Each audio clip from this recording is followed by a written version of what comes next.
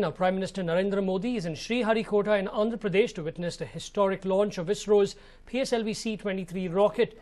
The launch is just minutes away. In fact, exactly 9:52 if all goes well. That particular rocket you see over there should lift off. प्रक्षेपित किया गया था और हाल ही में नवंबर 2013 को Mars orbiter mission ने मंगल की यात्रा प्रारंभ की, जो सितंबर में अपने गंतव्य के करीब पहुंचने की स्थिति में इसी के सहारे की गई थी। PSLV C-23 PSLV के कोर संस्करण की 10वीं उड़ान होगी। Well, soon after landing in Sriharikota, Prime Minister Modi was taken to the first launch pad where senior scientists briefed him about the launch mission. The Prime Minister also visited the GSLV Mark III Vehicle Assembly Building and was briefed there too by senior scientists. Now, Chief Minister N. Chandrababu Naidu, Parliamentary Affairs Minister Venkaiah Naidu and the Minister of State in the Prime Minister's office, Jitendra Singh, are also present with Prime Minister Modi. Now, the 230-ton PSLV will lift off at exactly 9:52 a.m. from the Satish Dhawan Space Centre in Sriharikota. You can see the tension in the air. You can actually, if you're there, one could actually feel it. Launch was originally fixed at 9:49 a.m. but was delayed by 3 minutes due to the probability of space debris movement.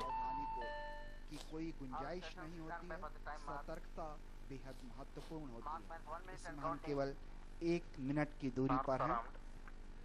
-55 seconds. Well, in fact, barely 50 seconds left. That's the countdown. 50, 49, 48. All eyes will be on the PSLV C-23's launch. Now it will be less than 40 seconds left for the liftoff. प्रक्षेपण पूर्व की बढ़ती हुई धड़कनों को आइए हमारे साथ आप भी गिनिए, क्योंकि हर प्रमोशन कुछ न कुछ नया सिखाता है और सही मायनों में अंतरिक्ष विज्ञान और उससे भी रॉकेट साइंस की यही तो चुनौतियां हैं। केवल 20 सेकंड दूर, अब मैं खामोश, आप काउंटडाउन सुनिए। 15 seconds. PS1 ignition authorized. 10, 9, 8, 7, 6, 5, 4, 3, 2, 1, 0, +1, +2, +3, +4, +5, +6, +7, lift off successful की घोषणा। सफल प्रज्वलन और गमन पथ पर सफलता की इबारत, कड़ी मेहनत व अनवरत परिश्रम की नई कहानी देख पा रहे होंगे। बादलों के बीच हमारा PSLV बिल्कुल अपने पथ पर अग्रसर, जैसे जानता हो कि उसे किस राह निकलना है। PSLV C-23 का राष्ट्र के नाम एक और संदेश कि मैं गहन अंतरिक्ष की गहराइयों में गोता लगाकर फिर कोई सफलता का सितारा तुम्हें सौंप दूंगा। सफल ज्वलन के पश्चात आकाश की गहराइयों में लगातार हमसे दूर जाता PSLV C-23 आपके स्क्रीन पर। PSLV जिसने न जाने कितनी बार ऐसे हमें अंतरिक्ष के रास्ते, कभी पृथ्वी की निचली सूर्यतुल्यकालिक कक्षा में पहुंचाए तो कभी 35,786 किलोमीटर ऊंचाई वाली भूतकालिक कक्षा में, हम कभी चंद्रमा के आसपास तक पहुंचे, अब रক্তিम ग्रह मंगल की राह पर। We have had a beautiful liftoff. The mission control center is still reverberating with the sound of the rockets. We can see the we can see the trajectory it is being followed. Already the vehicle has reached an altitude of 25 kilometers and has a relative velocity of 981 meter per second. We have crossed the transonic as well as the high dynamic pressure regime of the atmosphere. जी हाँ, इस समय आप अपने screen पर range versus altitude और ground देख पा रहे होंगे। हम लगभग 24 या 26.9 किलोमीटर की क्रॉस कर चुके हैं। 110 सेकंड का प्रक्षेपण समय व्यतीत कर चुके हैं। PS1 separated. PS1 को अलग कर दिया गया है और इस तरीके से सफल प्रथम चरण की घोषणा और PS2 ignition start. PS1 has separated and the PS2 engine has started. And we can see on the second screen the flight events being displayed. The third screen is showing the range versus altitude and the ground trace of the vehicle. The fourth screen, which is visible here, shows the velocity, the altitude, the azimuth, and all the other important flight parameters. And the last screen shows the infrared imaging, which will be available up to 500 seconds. जी हाँ, यूँ तो rocket हमें visual नहीं हो रहा है, लेकिन उससे भेजे गए जो पैरामीटर्स हैं वो हम तक बाकायदा प्राप्त हो रहे हैं। द्वितीय चरण लगभग 152 सेकंड प्रज्वलित रहेगा और 262.6 सेकंड के पश्चात उसे पृथक कर दिया जाएगा। ठोस कोर चरण जमीन पर ही प्रज्वलित हो जाती है। प्रथम चरण यान को करीब 53 किलोमीटर की ऊंचाई पर 1.6 किलोमीटर प्रति सेकंड का वेग प्रदान करते हुए 110.6 सेकंड के बाद पृथक हो गया था। हीट शील्ड ऊष्मीय सुरक्षा कवच अलग हो गया है 187.1 सेकंड के बाद। The payload fairing has separated. This is meant to protect the vehicle, the payload, and it gets separated at an altitude of 131 kilometer. The closed loop guidance has been initiated, which will automatically ensure that the vehicle follows the optimal trajectory. जी हाँ, बिल्कुल अनुमानित पथ और अवलोकित पथ दोनों बिल्कुल एक दूसरे को फॉलो करते हुए ऊष्मीय सुरक्षा का बेहद महत्वपूर्ण होता है। वायुगत की घर्षण से उपग्रह को बचाने के लिए और यान को एरोडायनामिक फ्रिक्शन से बचाने के लिए बेहद आवश्यक होता है। और हम इस समय द्वितीय चरण के सेपरेशन के बिल्कुल नजदीक 262.6 सेकंड के करीब ये अलगाव होना है। इस समय हम करीब 260 किलोमीटर की रेंज क्रॉस कर चुके हैं और बिल्कुल नजदीक जब द्वितीय चरण अलग होगा और तृतीय चरण प्रज्वलित हो जाएगा, आप अपने स्क्रीन पर यही घोषणा का इंतजार। PS2 जो है वो सेपरेट हो चुका है और PS3 जो है तृतीय चरण वो प्रज्वलित हो गया है। The third stage has ignited, and this is a solid stage, and it will continue to burn for about 120 seconds, and during which it will take the vehicle to a much higher altitude and velocity.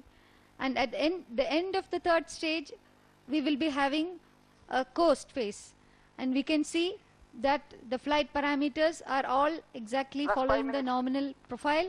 The ground trace is also as per the nominal profile, and we have now some more time to wait till the PS3 separates. सभी चेहरों पर खुशी का माहौल। दोनों चरण प्रथम और द्वितीय चरण सफलतापूर्वक अपना निष्पादन दे चुके हैं। 320 सेकंड का समय लगभग व्यतीत करके हम 4.158 किलोमीटर प्रति सेकंड की वेलोसिटी प्राप्त कर चुके हैं। 515 किलोमीटर पर आस और 305 किलोमीटर की ऊंचाई प्राप्त करते हुए ये यान अपने अनुमानित पथ पर लगातार अग्रसर होता होगा।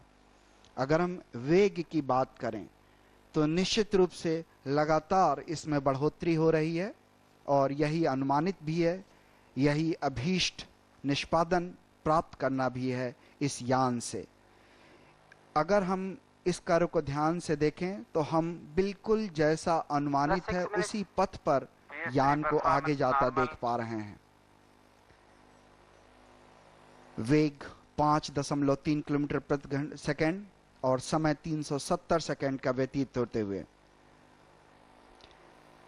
521.2 सेकंड के बाद तृतीय चरण जो है वो पृथक हो जाएगा, लेकिन इसके पहले 140 सेकंड जैसा ललितमका मैडम जी बता रही थी कि कोस्टिंग का जो वो पीरियड है वो यहीं से प्रारंभ होता है, माने इसके दहन के इतने पश्चात। तो ये जो टर्निंग आप देख रहे हैं यहाँ के बाद कोस्टिंग प्रारंभ हो जाती है।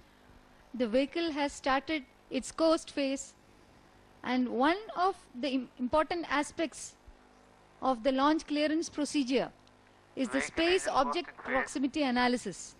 So since we have some time, I will just explain what it means. An analysis is done to assess the collision risk between the already existing space objects as against the upper stage of the launch vehicle and the satellite once it reaches the orbit. And such potential collisions during the mission are avoided by adjusting the time of launch within the specified launch window. This analysis is carried out as a standard practice for all the launches from Sriharikota, and there is no concern for this mission since the launch time has been delayed by 3 minutes to avoid the potential collisions. जी हाँ, तृतीय चरण promotion के 263.4 second के बाद प्रज्वलित हुआ और परंतु तृतीय चरण के पृथक्करण के समय यान 536 किलोमीटर की ऊंचाई तक पहुंच जाता है। PS3 पृथक्करण पर यान के उजड़ती वेग का मान करीब 5.3446 किलोमीटर प्रति सेकंड होता है। इस चरण का प्रज्वलन काल लगभग 257.8 सेकंड का है। तृतीय चरण के ज्वलन के पश्चात और अंतिम चतुर्थ चरण के प्रज्वलन के पूर्व काफी समय निशक्ति समय, जिसे कोस्टिंग पीरियड कहा जाता है, लगभग 140 सेकंड का होता है। ये बहुत महत्वपूर्ण होता है क्योंकि इसमें जो गतिज ऊर्जा और स्थैतिक ऊर्जा है उसके प्रॉपर ट्रेड ऑफ या समावेश के द्वारा उचित पैरामीटर्स प्राचल प्राप्त किए जाते हैं। उड़ान अनुक्रमण का निर्धारण प्राथमिक रूप से अभियान आवश्यकताओं पर निर्भर करता है ताकि लक्ष्य की स्थिति को इष्टतम रूप से प्राप्त किया जा सके। उड़ान के इस निशक्ति समय के दौरान रॉकेट मोटरों को बंद कर दिया जाता है तथा निशक्ति समय के अंतिम क्षणों में चतुर्थ चरण को निर्धारित समय के बाद प्रज्वलित कर दिया जाता है। ये बहुत महत्वपूर्ण होता है और इसलिए इसी चरण की सबको बहुत प्रतीक्षा होती है। तृतीय चरण अलग हो चुका है सफलतापूर्वक निष्पादन करके 526.3 सेकंड के पश्चात। इस समय वेलोसिटी जो है वेग है 5.6 किलोमीटर प्रति सेकंड पहुंचता हुआ और रेंज 1536 किलोमीटर की और लगभग 563.8 किलोमीटर की ऊंचाई प्राप्त की जा चुकी है। The third stage has now separated. The relative velocity is now 5.4 kilometers per second, and we have covered a range of 1,619 kilometers at an altitude of 576 kilometers.